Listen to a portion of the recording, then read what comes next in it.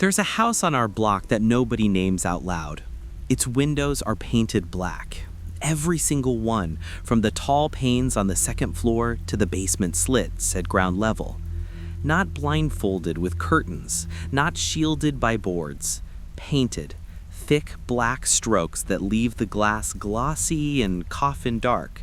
Even sunlight doesn't bother trying. It slides off the walls like it doesn't want to stop there. When I was 7, my mother grabbed my wrist hard enough to bruise because I had wandered too close to the edges of its yard. "Never," she hissed under her breath. "Not there, not near it."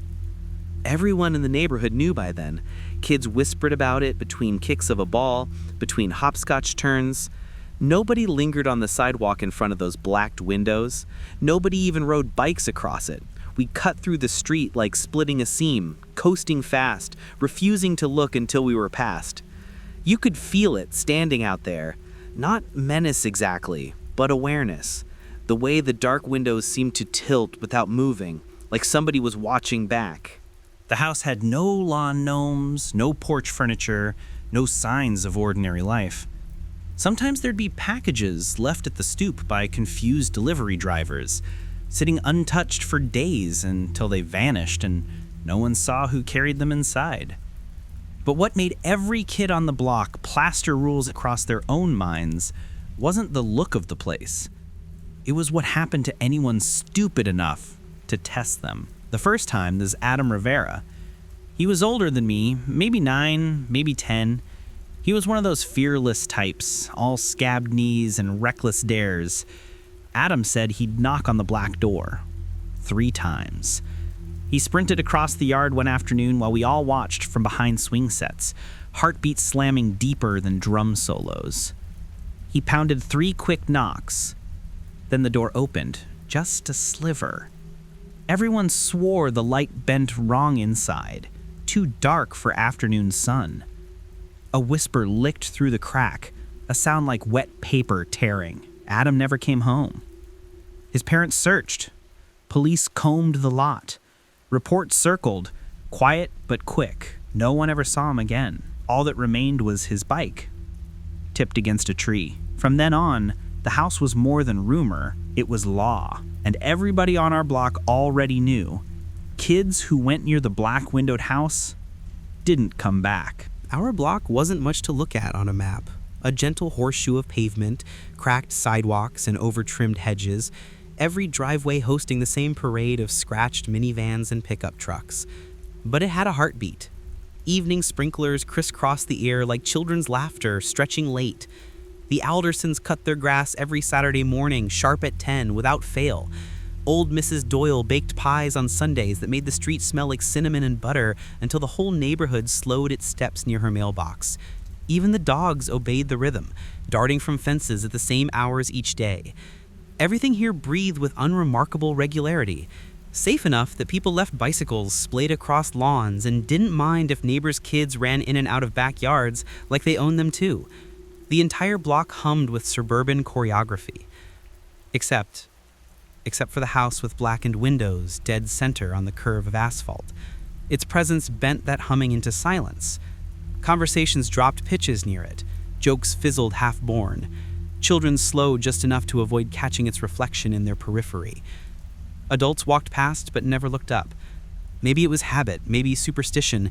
Either way, everyone pretended casual blindness almost artfully. When harvest lights gilded the porches, the Black House porch sat unlit. When decorations bloomed at Christmas, garlands and blinking faces plastered across siding, that house brooded bare. No pumpkins at Halloween, no flags on 4th of July, no invitations clipped to the door. Vacancy should have made it invisible, just another rental rotting into foundation. But vacancy doesn't watch you back. I caught myself one evening at 12 years old, idling too long on my bike near the curve. My eyes dragged across the wall of paint-dark windows. The strangest breath of chill seeped out, even though dusk air was warm around me. I blinked fast, pedaled harder away. Nobody needed reminding. The stories spoke for themselves. First, Adam. Then, years later, Kayla Phillips vanished after standing too long at the gate. taunted by her brother to prove she wasn't scared of a house. She'd run a single toe across the cracked first step. Then she was gone. No scream, no fuss. Even her brother's mouth had clamped shut like the air itself had swallowed her. All anyone found that night was a shoe turned sideways on the walk. Houses don't eat children. Wood and brick don't drink laughter out of lungs. And yet, we all knew. Ours did. By the time I was 8, the Black Window House already had its own scripture. Nobody wrote it down, but every kid on the block knew the rules. They slipped from mouth to mouth on the playground, chanted between jump rope songs, etched with sticks into dirt before being stomped smooth when grown-ups appeared. Don't ride your bike across the sidewalk in front. Don't touch the gate. Don't knock on the door, not even once, but especially never 3 times. If the curtains move, don't run. Stop. Close your eyes until they stop again. If someone inside says your name, pretend you didn't hear. The rules were as binding as bedtime. We traded them like baseball cards, adding our own twists. One kid swore there was a 6th. Never whistle near the porch because it will whistle back. Another insisted you had to hold your breath crossing the curb or it could count you. In daylight, repeating those rules felt like fun, a way of painting fear into folklore. But as dusk thickened and porch lights flicked alive up and down the street, the tone shifted. Every child remembered, shoulders squaring, eyes down, sprinting past that stretch like a pack of deer dodging a smell they didn't understand. I kept the rules clutched inside me as tightly as my inhaler. I never questioned how they'd been born. How could we? Adam had gone in, Kayla had stepped onto the porch, and both were gone in ways that left yawning blanks, not just in their families, but in the air itself. Sometimes I dream about them. In my dreams, Adam laughed at me from the top window, his reflection not quite hitting the glass right, mouth leaving a smear like paint as it grinned. Kayla's shoe sat on the walkway beneath him, but her voice carried thin through slats of black paint, murmuring, "It's dark in here. Come play." When I woke sweating, I kept those rules sharper than ever. Held breath, closed eyes, covered ears. The adults never scolded us for superstition. They let it run its course without contradiction.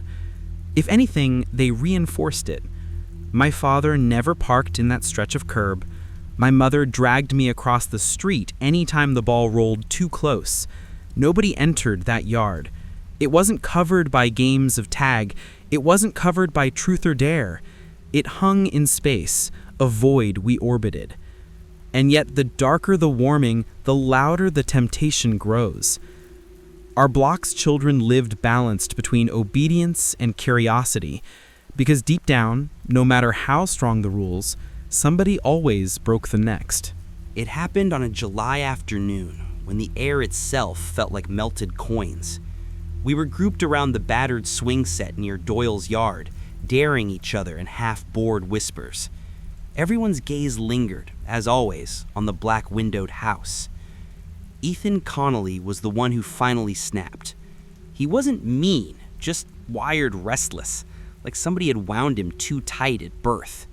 He spat into the dust, wiped sweat down his t-shirt, and said, "Rules are fake. If it's haunted, then let's prove it. Watch me." Nobody stopped him. We traded nervous glances, but half hoped he might break the chain of fear that kept us caged. He trotted his bike right up to the edge of the house's gate, hopped off, then lifted the latch. The metal screamed into the hot afternoon like a warning flare. My throat seized.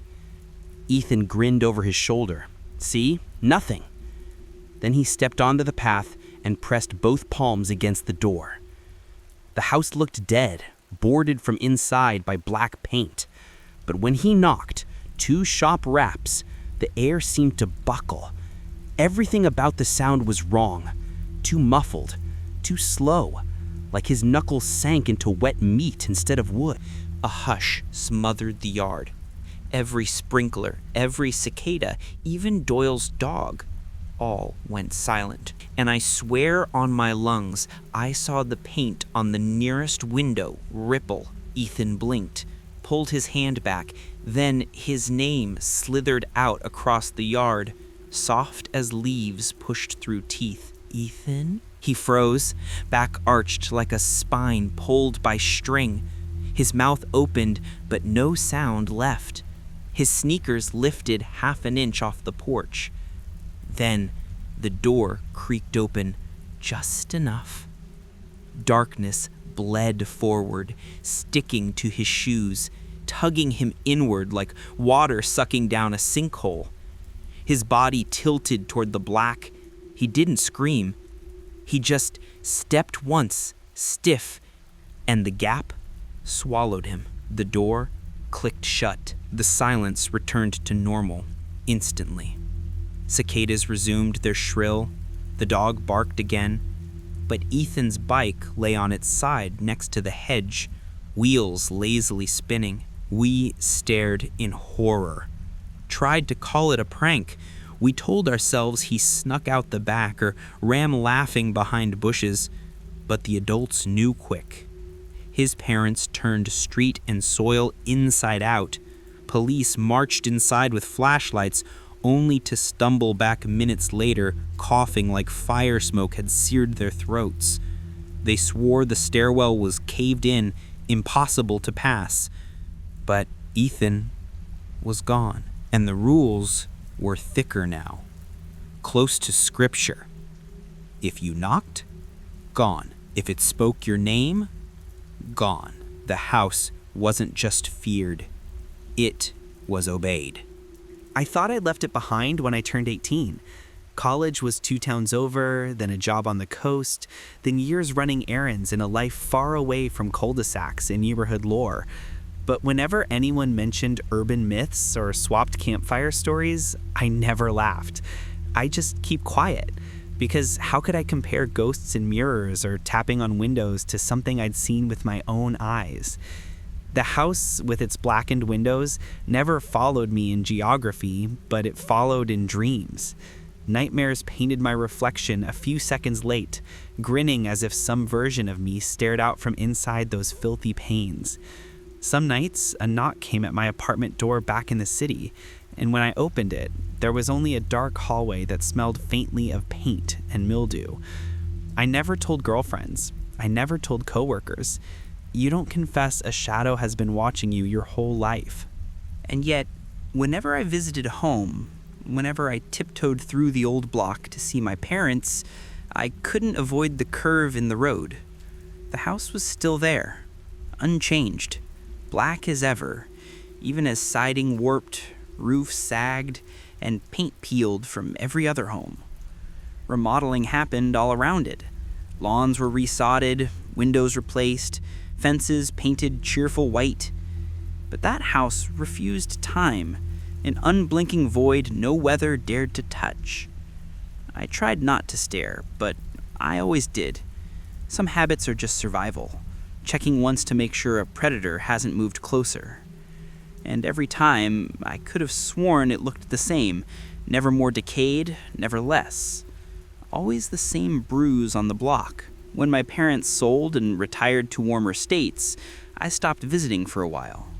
My childhood street lived only in crooked Polaroids and flickering home videos. But memory is a cruel hunter, because each year that passed, the pole grew sharper. Then one Thanksgiving, I returned, just for a weekend.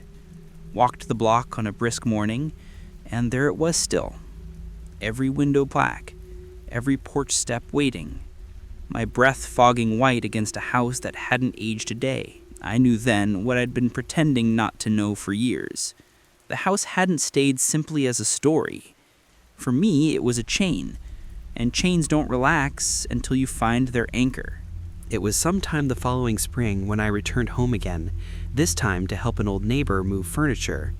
That was the day I saw something none of us expected. There was a truck in the driveway of the black-windowed house. A moving truck. Doors swung wide, scattering cardboard boxes across the porch like a dare. A woman in jeans carried lamps. 2 kids chased each other on the curb, their shouts echoing like someone had broken a church silence. I remember standing rooted on the sidewalk, heart ice cold. Nobody lived there. Nobody had in decades. It wasn't allowed, or it wasn't possible. Yet suddenly, strangers were hauling belongings through a door that hadn't been touched since childhood policed our breathing. Neighbors lingered on lawns, muttering like bees. Nobody approached. The air hung dense with something near horror. The family smiled. A man waved like nothing was strange at all. They didn't even scrape the paint from the windows. They left those panes black, saying they liked the privacy. Within a week, shutters were tightened. Toys cluttered the yard.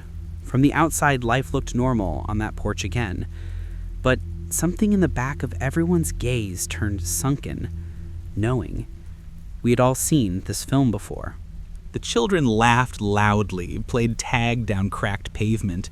They were too young to absorb rules drafted in whispers. And each time I drove past, my stomach jolted, watching them stray closer to the steps, where their parents didn't scold or rush in alarm. Probably they thought they'd gotten an affordable bargain on ignored real estate. They didn't know what we knew. The black paint drank light, as always. Still glossy, still absolute.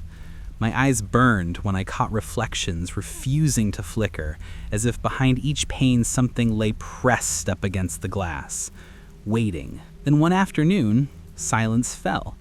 Police cars lined our curve, lights painting crimson over asphalt. Neighbors leaned from stoops, voices breaking.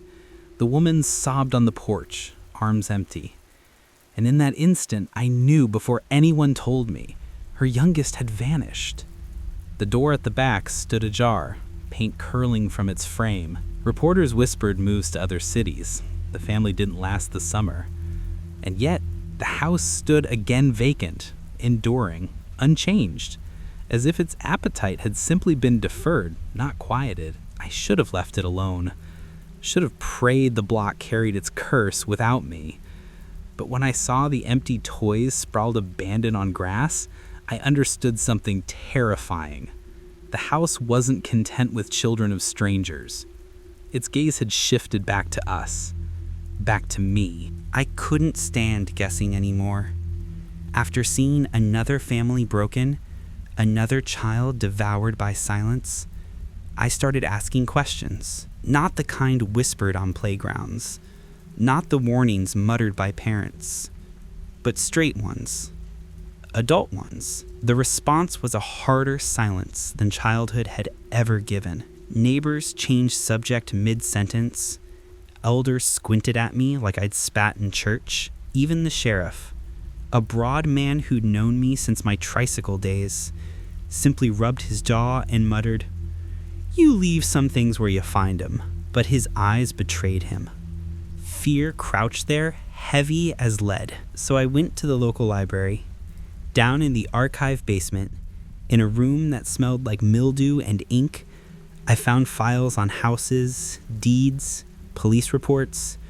When I asked for records from our block's address, the librarian hesitated just a shade too long before sliding me a brittle folder. Everything on the house was fragmented. Reports with redacted pages, entire years missing from the register.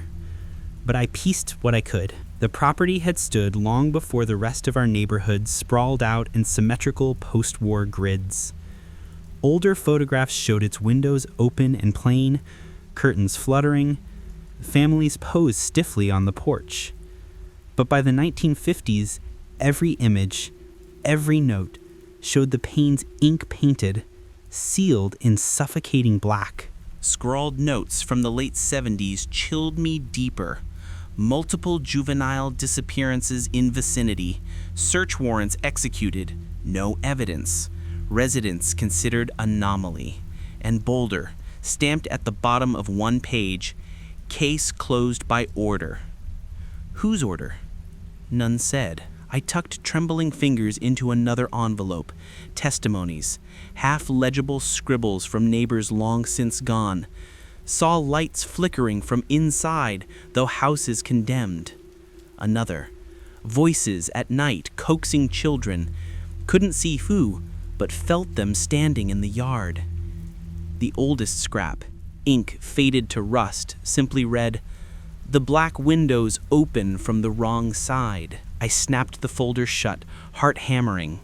When I asked to photocopy the records, the librarian pressed her lips thin and shook her head. "Archive material can't leave," she said blandly. But her eyes, yes, even they twitched toward the block's direction, unbidden. That night, the house looked worse because now it wore history. Decades of hunger lacquered across paint. My own window reflected me bone white, jaw clamped tight, as I whispered rules to myself that no longer felt like folklore, but like survival guides. And with that history pressing against me, I realized it wasn't random. The vanishings weren't accidents. The silence wasn't ignorance. The black windows weren't decoration. The house was designed this way. And I swore on my marrow for the first time that if I wanted peace, I'd have to step inside. I told myself it was just to watch, not to trespass, not to probe, only to sit across the street when the sun went down and see what the black window house really did at night. I parked a block away, car lights off, walked careful, every sidewalk crack familiar from childhood, though somehow sharper now that dread hung so heavy across it. Houses on either side glowed warm, televisions muttering behind curtains, neighbors laughing faint and screened in porches, but the center curve lay heavier, darker, like the rest of the block ended there. The black house hunched against the night like a sealed coffin. The paint on each pane didn't dilute with moonshine, it absorbed it, gleamed back oily instead of pale. I crouched behind the Doyle's hedge, heart battering ribs, waiting. At first, nothing. No lights. Not even wind. The night itself seemed to tilt toward it, draining bugs into silence. Then, it started. A soundless vibration, the sort that presses against teeth and gums before the ear can make sense of it. My jaw clenched, eyes watered. And then a whisper seeped from that front stoop, soft as spilled sugar on counter tile. It said my name. Not once, not strong, just breathed it, as if it had been tasting the syllables for years, waiting for my return, and finally let them drip into the night air. I gripped the hedge branch, told myself it was air pressure, an echo, but branches on both sides of me stood stiff, no breeze. The second whisper came different. My mother's tone, lilting, voice she'd call me for dinner when I was small. Heat swarmed my face. For the briefest nightmare heartbeat, I wanted to believe it. Something shifted inside. A faint bulge against black glass, not curtain, not shadow. Pressure, like a face pressed near from the other side, but distorted, stretched into wrong symmetry. That was when my foot moved of its own accord toward the curb. Just one step. Just 1 inch closer. Like muscle surrendering to a leash I hadn't realized still fastened to me. It took everything to stop. I clapped palms hard against my thighs, whispered my own childhood rules aloud. Don't look, don't listen, don't step on that walk. The air around me recoiled, like I'd burned scripture. The whisper thinned, sulking back. But the windows didn't slacken. They gleamed harder, as though memorizing the new cracks in me, knowing sooner or later I'd cave and step across the threshold. And deep down, I knew they were right. I lasted 3 more nights before breaking. That whisper wouldn't leave my head. It didn't just play when I walked past. It hummed behind every thought, seeping into dreams, curling into silence between breaths. By the 4th day, I realized resisting wasn't delaying anything. The house had already reached me. So I did what the child in me had sworn never to do. I crossed the street after midnight and laid my hand upon that black painted door. The surface felt wrong. Not wooden. Not even the rough acrylic of layered coats.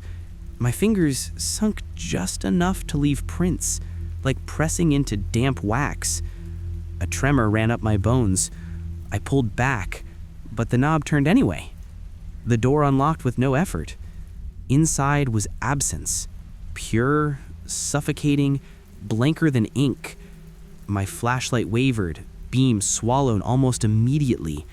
The foyer stretched longer than exterior dimensions allowed. Step after step, but I never reached a wall. My feet echoed faint, but the air didn't change temperature, smell, sound. Windows lined each hall, but not leading outside. They opened into other rooms, panes painted black on both sides. In my beam, swaths of the paint bulged inward, straining like lungs behind skin. Some bore fingerprints, some bore faces, time-smeared, their features slipping sideways as though whoever had pressed there couldn't quite align with human symmetry.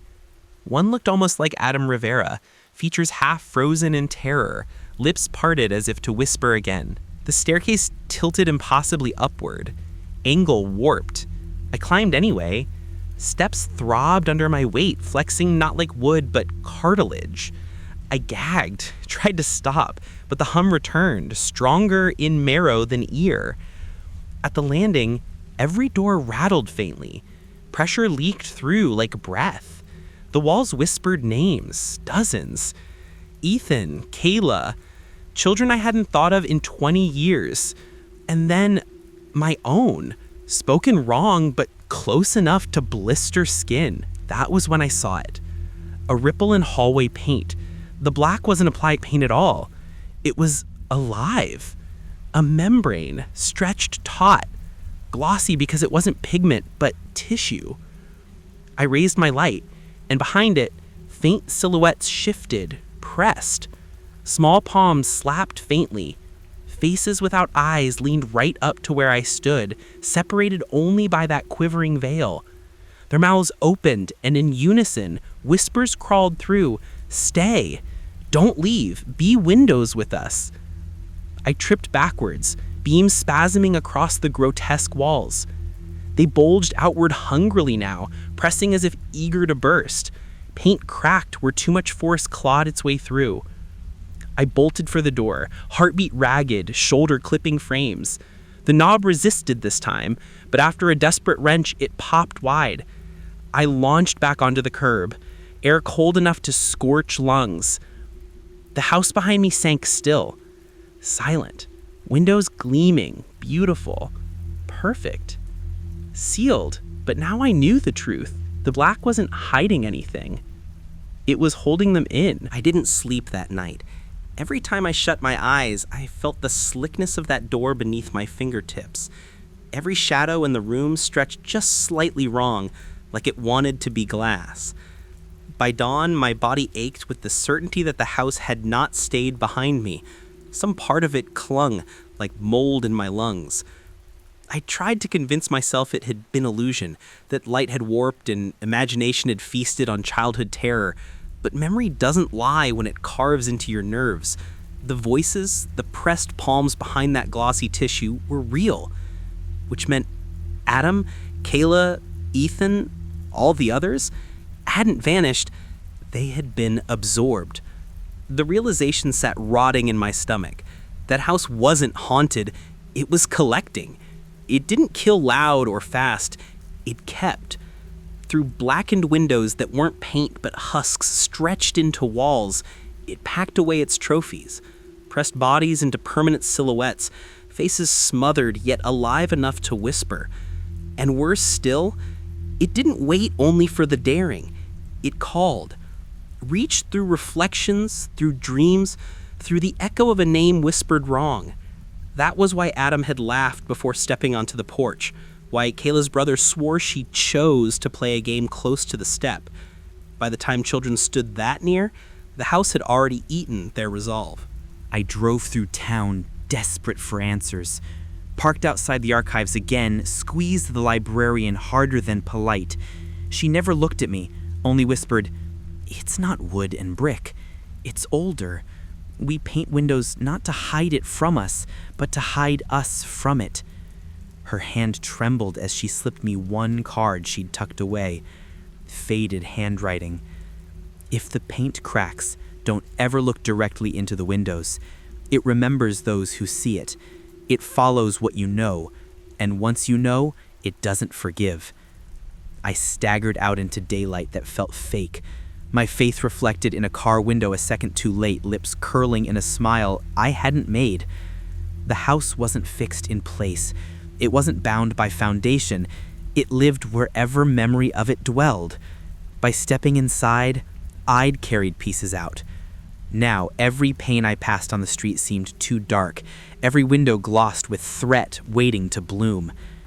And if memory is enough to bind it, then no one who had grown up under its gaze was ever truly safe. I thought distance might help. That if I drove fast enough, far enough, the house would fold back into the cul-de-sac and leave me alone. By midnight, I was 3 towns over, holed up in a budget motel that smelled of bleach and carpet mildew. I double-latched the door, pulled the curtains tight, and sat on the bed with the TV flashing static as a distraction. But silence has a way of finding cracks. Around 1 a.m., the old box clock ticked once loud, then stopped altogether. The static muted itself.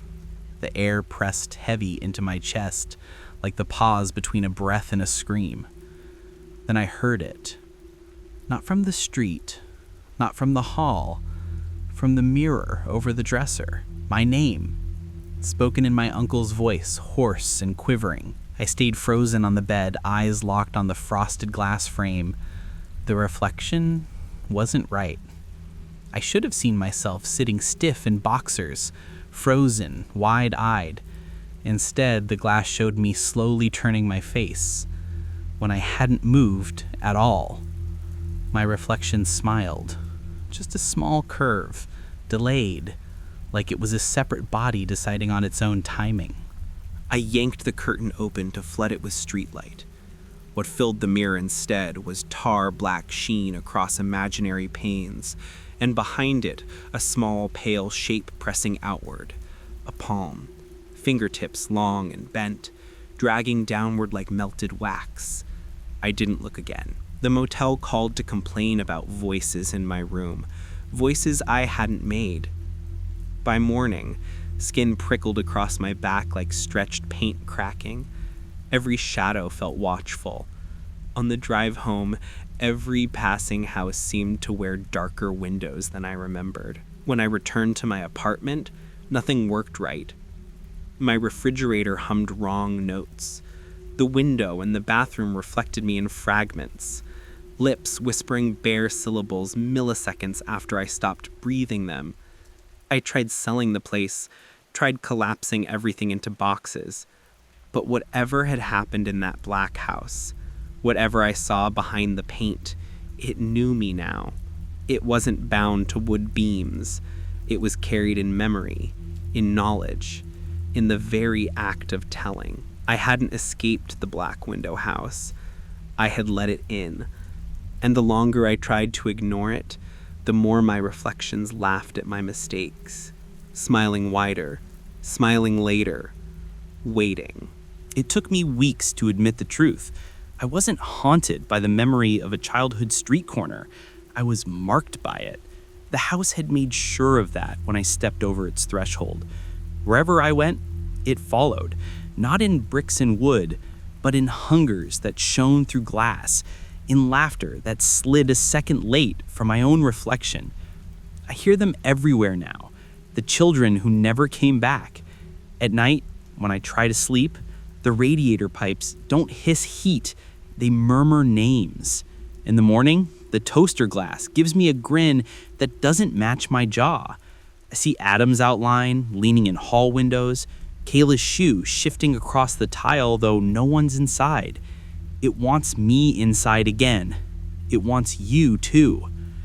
I fought for weeks, locked mirrors in closets, taped over apartment glass, tried to starve it of sight.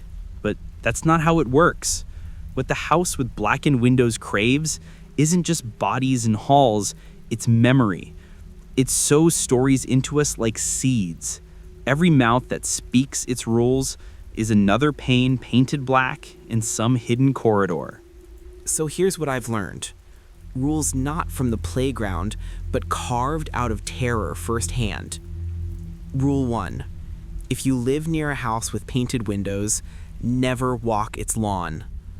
Rule 2. If you hear your name from glass, do not answer. Rule 3. If the paint ripples, close your eyes and wait. Don't give it direction. Rule 4. Pass this morning. Always. The story itself is armor. That's the only reason I'm still breathing to write this, which means now you're part of this chain too. By knowing you've set a foot onto the curb in front of those blackened panes, the house remembers through us.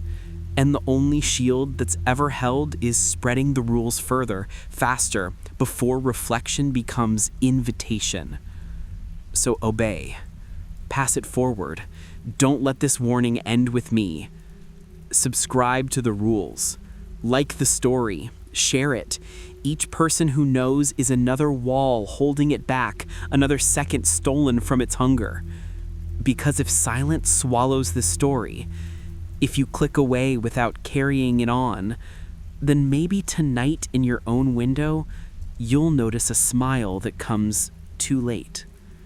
A whisper saying your name in a warm and patient voice. And maybe you'll find out, like Adam, like Kayla, like Ethan, that doors open both ways in the house with blackened windows. And once you step through, you don't come back, ever.